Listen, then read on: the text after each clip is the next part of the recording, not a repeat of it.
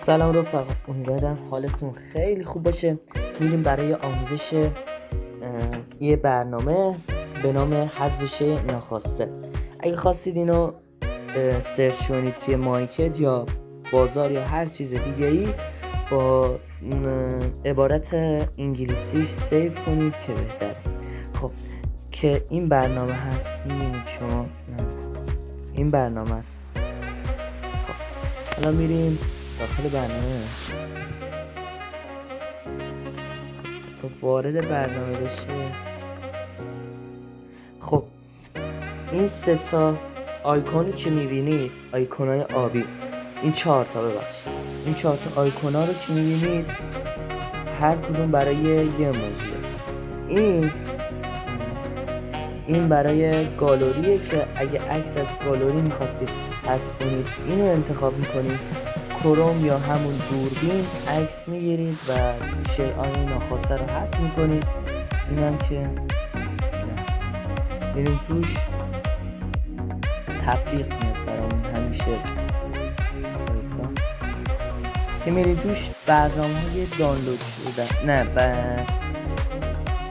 برنامه‌ای که باهاش کار قبلا انجام دادیم، یعنی چیزایی که باهاش حذف کردیم. اینم که گوگل میکنه مثلا، اینم بهتون آموزش میده. خب حالا ما میریم توی گالری که بیشتر ما فکر کنم تو گالری چیز داشته باشیم، نقش داشته باشیم. حالا میریم توی این.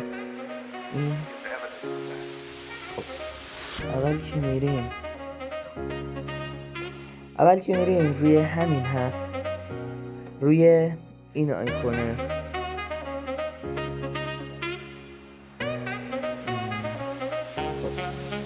روی این آیکون میاد اول که برای همون حذف میشه. خب اینم برای پاک کردن اون جایی که مثلا نمیخوایم حذف بشه، اونجا رو پاک میکنیم. اینم که تنظیمات رو، اینم چیز خاصی نیست. خب اول ما میخوایم مثلا این متن زرد رو از این بالا پاک کنیم. روی صفحه که نگه داریم یه چیزی این بالا میاد به نام زوم میکنه که هرچی ببینیم از اینجا راحت‌تر چطوریا داریم پاک میکنیم. حالا من اینو میخوام حذف کنم و روی دکمه آیکون بالا میزنیم، اینجوری حذف میشه.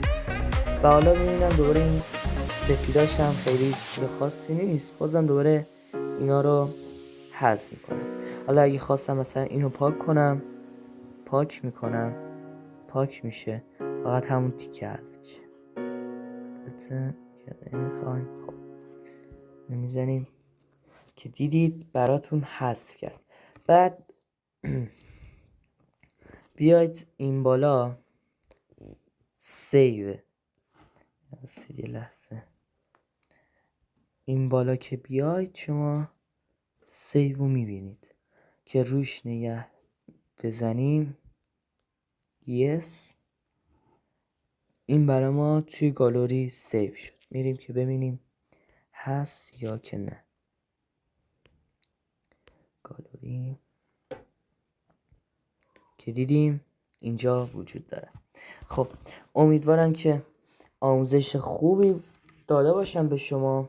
در پناه حق باشید. خدا نگهدار.